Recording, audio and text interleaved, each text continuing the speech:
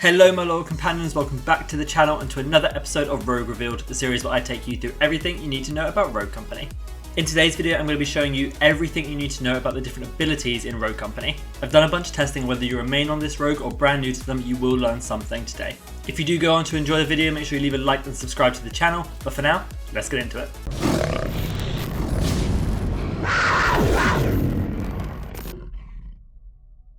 Starting with Anvil and his ability Barricade, what this does is it deploys a barricade that blocks damage and movement. It's used normally to defend some sort of objective or site or angle with good cover that isn't normally there. The key statistics you need to know for this is that the health of the shield is 1200 health, and that's how much damage you need to do to it to fully break it. At the back of the barricade, however, there is a small yellow cylinder that if you shoot or punch or do any damage to, it will break the glass in front, offering you a way to shoot through it. This can also be broken by reactivating the ability. So important need to know for you are that shooting the glass does not break it in any way. The only way to break the glass is the ways I've mentioned, and if you do 1200 damage to it, you'll destroy the entire barricade, not just a portion of it. The cylinder behind the barricade can be destroyed in a multitude of ways. As mentioned, you can shoot it, you can punch it, you could even throw a lethal, like a grenade behind it to do some damage through explosion. This also works, however, with a flashbang, if you get a flashbang right in there, or an EMP grenade if you get that behind the barricade. None of that works from in front, it all has to be behind. As you damage the barricade, it actually changes the way it looks. The yellowness of the cylinder pops off and becomes a red cylinder,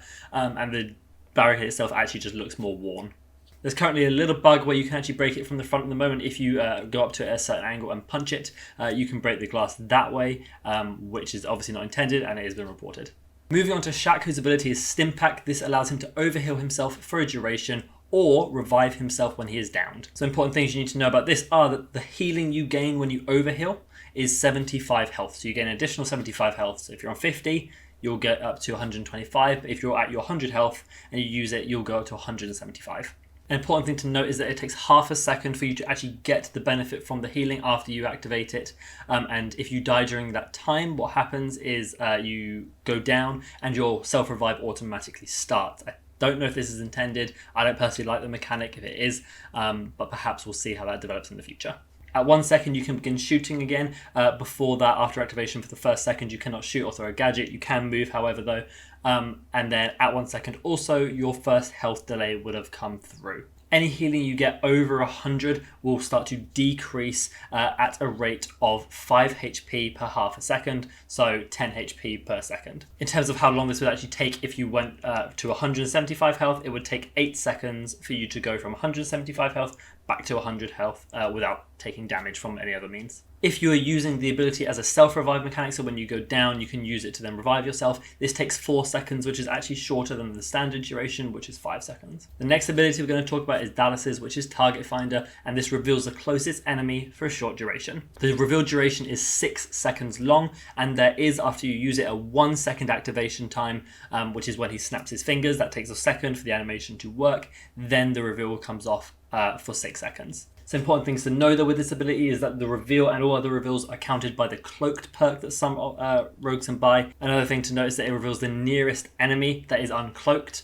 So if there is an enemy closer to you that is cloaked, they will not pop up and they can surprise you that way. If there is no enemy available on the map, so you've killed a few and the rest have cloaked when you try and use it, then this will not be usable at all. It will just say that there's no bounty available for you to mark.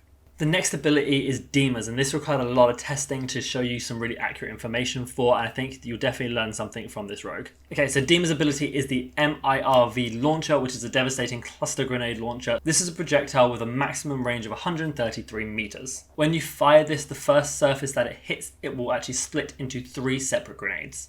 Each of those grenades has a 4 meter blast radius, and they all overlap in a way that I'll show you in a second.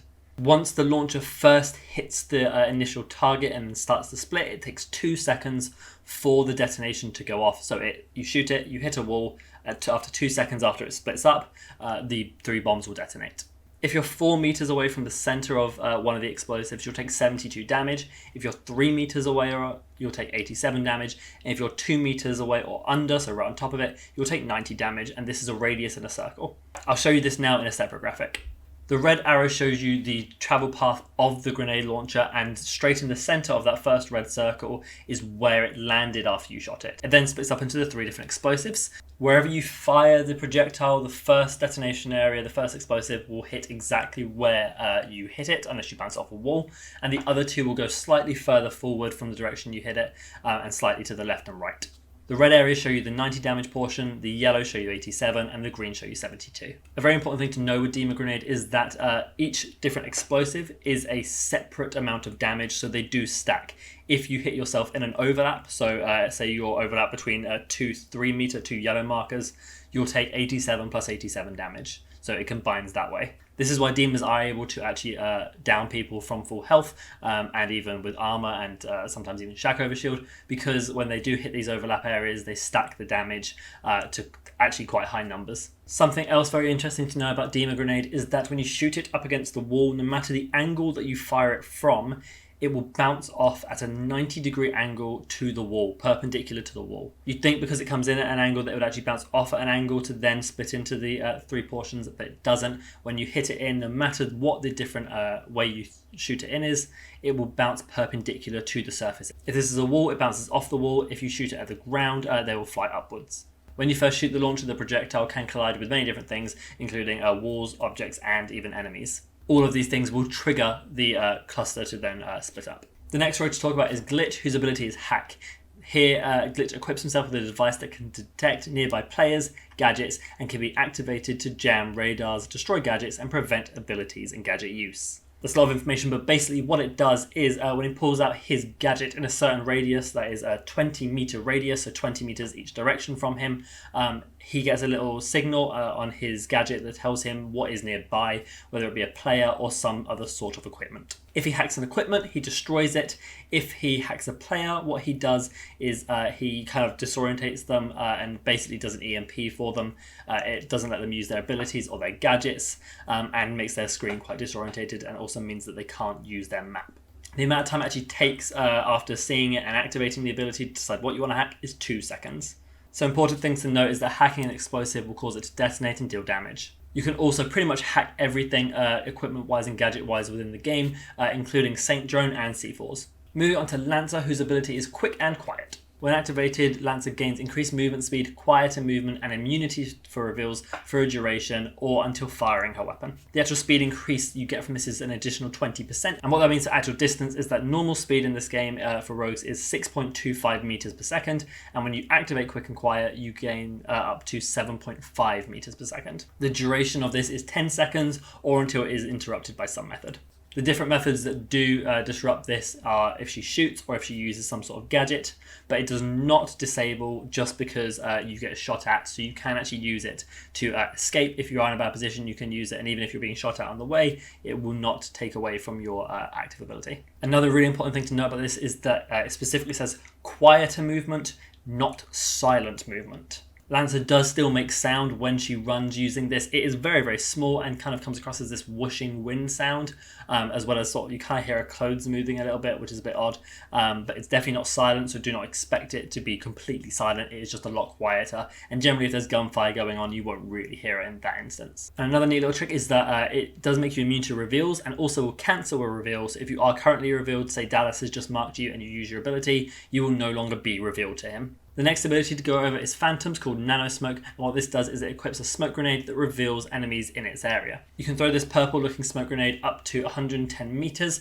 and it has a radius of 4 meters from its center. That means 4 meters in every direction, forming a circle, are covered in this purple smoke, and any enemies that enter it are revealed. In terms of the timing of this, you throw it, and after it lands, it has a half a second activation period where it then expands. After that half a second, you have 10 seconds with it up where enemies inside can be revealed. But then once that reveal ends after the 10 seconds, there's actually a 5-second delay while it slowly disperses. In those final 5 seconds, the smoke effect still stands, however, you do not get to reveal enemies inside. Some important need to know are that Cloaked again does counter this because it is technically a reveal. The projectile, when you throw the smoke grenade, can ricochet and bounce off of different objects, surfaces, and enemies. And one slight thing to note also is that the smoke can sometimes look like it's moving, like it's wavy, and maybe getting bigger or smaller. It may do that visually, but in reality, the area of which enemies can be revealed inside it does not change. Now moving on to Ronin, whose ability is Ballistic Knife. This equips an explosive throwing knife that can attach to surfaces and detonates when enemies are nearby. This consistently does 125 damage when it explodes. The range I put is very long, similar to the melee weapon video I did, because realistically you can throw this as far as you need to. There isn't a massive decrease in range at any point that I found. I was able to throw it completely from corner to corner across the shooting range without being able to find it because it's gone so far over the edge. If you throw the knife at somebody and it hits them directly, it will instantly explode, dealing this 125 damage. If you do not throw it and you throw it either on a position or a surface, so that it kind of acts as a tripwire, it has a 2.5 second time to arm itself and become available to explode. It does not explode immediately. So if you throw it at someone's feet and don't hit them directly, it will not instantly blow up. It takes 2.5 seconds for it to become armed and ready. Once it is ready to go though, the radius at which it explodes, so deals damage, and at which it detects enemies is 3 meters, which is actually quite a big amount of time. So if you are wondering how you keep getting caught out by Ronin knife, is because the radius is really big. To destroy the dart, it is actually just 10 health, so pretty much one shot on almost every gun, with the exception of her pistol at the furthest range, which I think is quite good. Her Spitfire only does 9 damage at the longest range, so she has to double tap it if it is a really far shot to explode it. Now you might be asking, why would you shoot your own dart? It actually can come in handy because if you shoot it the moment it lands, even if it hasn't armed yet, even if it hasn't taken that 2.5 seconds, you can still shoot it and explode it early. And I've seen a lot of people do this, particularly Birdbrain, who was on my podcast last week, and he uses that as a strat to kind of get the surprise on people and shoot it early and get the explosion as quickly as possible. The next rogue we're going to go over is Saint, and this was a really interesting one for me. His ability is Revive Drone, which allows him to send a medical drone to a downed friendly anywhere on the battlefield. The revive time is exactly the same as standard manual revive times if he was doing it himself, and this 5 seconds across the board, but does interact with the Helping Hands perk to reduce that to 3 seconds. Now the travel speed is where it became interesting, because I feel like the further I am away from the Saint, the longer it takes the drone to get there, but actually that's not the case. It is 2.3 seconds at every single range that you are, no matter how far you are away from him. It is 2.3 seconds after he activates it to get to you. It also has 50 health if you are trying to destroy it, so make sure your gun does enough damage to hit that 50 mark. One important thing to note though when it comes to reviving is that the bleed out time in this game is 16 seconds. And the way it works is every 2 seconds you lose 12.5 health until you eventually get down to 0, and then you are done and you die. This means if Saint does not send his drone out before you get to the very last tick of damage on your bleed out, you will not be revived. Now we're going to take a look at Scorch, whose ability is Overheat.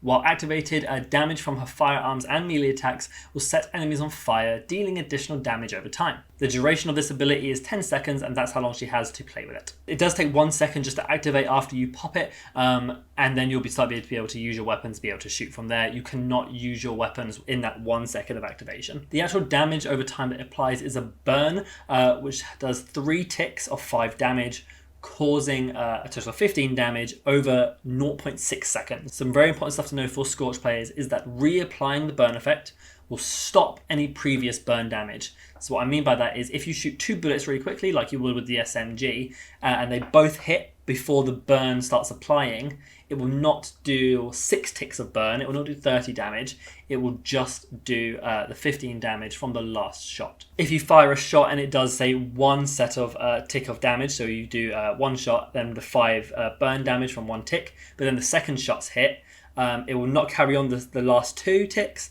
it will then reset and have another 3 ticks for the second shot of damage. Hopefully that makes sense. It is quite a complicated mechanic, and if you do need another explanation, let me know in the comments. One other thing to note for Scorch's ability is that there is a very, very audible activation and then deactivation of her ability, so people on the map know when Scorch has flamed up, and generally for good players this allows them to sort of take a step back and let that run out, let those 10 seconds pass before they fight you. Now moving on to Talon, whose ability is the Radar Dart. This equips a radar dart that when thrown attaches to surfaces and detects nearby enemies on his radar. The maximum range you can actually throw this is 83 meters, and the radius of which it reveals is from its center center from wherever you hit the dart is 10 meters in every direction. This gives you a 20 by 20 circle to look and have vision around. You'll notice on the map every 1 second it pulses, but there's something quite interesting about that pulse that I'll get to in a moment. The duration of this dart is infinite or until you reclaim it. If you're detected by the pulse, you're tracked in real time. It's not like every pulse there is another update of where the person is. If you've been pulsed and you're still within the radius, it follows you exactly to your movements. This even works so far that if you leave the vision area but another pulse hasn't detected that you're not in it, you can be tracked outside of the radar dart for a very little bit, and that's what you'll see on screen now. Some other interesting things to note is that it can stick to any surfaces, including enemies, and if you do stick it to an enemy, it actually follows them around, so they're like a moving radar dart for you. And this is, one, very funny, but two, actually really useful if you can pull it off. One other important thing to note is that this can be reclaimed using his mag gloves, which is his passive. If you are interested in passives, I put out a video yesterday going from the least useful passive to the most useful passive and explaining what they all do, so go check that out. Now we're going to have a look at Trench, whose ability is Barbed Wire Grenade. This creates a field of barbed wire that slows enemies and can be thrown from a distance with a max distance of 26 meters. Realistically, it's 25 meters, but if you jump throw it, you can get that 1 extra meter on it. The actual coverage from when this lands is a 5 meter radius around it in a circle, causing a 10 by 10 full circle area. It's actually split up into 8 different sections that can all be broken individually and all must be broken individually for the entire thing to go away. Some important need to know is other enemies move slower and cannot dodge roll within it, but they can still jump. Teammates can now move through it just fine and unaffected, and this shows up blue. Currently there is a bug where enemy ones show up blue as well. That will be sorted, and then it's just your teammates one that comes up blue and you will be able to walk through it just fine. This still does work if you accidentally place it or mean to place it on a slightly raised surface. It will just look a bit funky, like it's sort of floating in the air a little bit, but will still have the same effect. And the last thing to note is that you cannot shoot it to break it. You must either melee it or use some form of gadget to break it. Moving on to the last rogue, Vi, and her ability, Vile Poison. This creates a cluster of poison pools that reduce enemies' maximum health and work in conjunction with her passive. So this little cluster can be thrown up to 26 meters, similar to Trench is 25, but if you jump shot it, you can get to 26. And when it lands, it splits into 3 different pools of poison that when enemies step in at a certain rate, which I'll go over in a second, it damages them and actually reduces their maximum health. So any damage they take is permanent. They cannot heal back up. Each of these 3 pools, when they go out, has a 3 meter radius, and they do overlap as in this graphic I'm showing you now. The little red dot is where it landed when you throw it, and it shows you how the different poison pools disperse and where the overlap is. There is not increased damage in overlap areas. It doesn't do twice the amount of damage if 2 overlap. If you're in the poison, it does the same rate of damage whether you're in an overlap or not. This also applies to if you throw your second one, because you do get 2 as Vi, 2 of these clusters. If someone's standing on 2 of them, it will still only do the same amount of damage as if it was 1. The actual damage is 2 damage per tick, and 1 tick is worth 0.2 seconds. That means that within 1 second, you'll have 10 damage taken away from you. And if you're silly enough to stay in it for a whole 10 seconds, you'll lose all your health. There's a slight activation delay, so when you throw it and it disperses, it takes 1.5 seconds for the pools to disperse and then start dealing damage. The actual duration of these pools is 12 seconds, and you have to wait till the pool is completely gone, the entire circle is gone, before you can move into it. Friendlies can at any point walk into themselves, though it does not affect allies. As I said, overlapping pools do not stack the poison effect, and they can also not be destroyed. Okay then guys, that takes us to the end of the video, and I do hope you're able to take something away from this. Comment down below what you found the most useful thing out of all of this, whether it was just some raw number stat that you didn't know, or whether you actually didn't know what one rogue's ability even did. I want to give a special shout out to Fitchinator on YouTube and Twitter, who has been helping me do a little bit of these testings with some of the stuff I needed a partner for, such as like the reviving and things with Saint. He posts content very similar to mine in the same sort of style with these guides, and he's a very, very clear speaker and gets his point across really well. So do make sure you check him out if you like my content, because the chances are you'll like his content as well. All his links will be down in the description, along with my own links to my Twitter, my Discord, and my Twitch, twitch.tv/radflaggaming, where you can come see live game commentaries. Other than that, guys, I hope you have a fantastic day, and remember, be loyal, be brave, be relentless, and I'll see you in the next video.